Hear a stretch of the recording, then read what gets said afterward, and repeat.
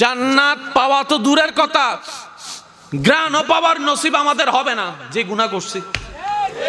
কারণ যদি ভালো কাজ করি একটা, উল্টা করি 10টা। উপকার যদি জীবনে কাউকে একবার করছি, আজীবন কোটা। ওই দিলাম দে মনে আছে না? রাইট। এই একটা জায়গায় আমরা চমক মেরে দিয়েছি। নবী বলে, ও আল্লাহ, আমার উম্মত যতক্ষণ জাহান্নামে থাকবে আমি জান্নাতে যাব না।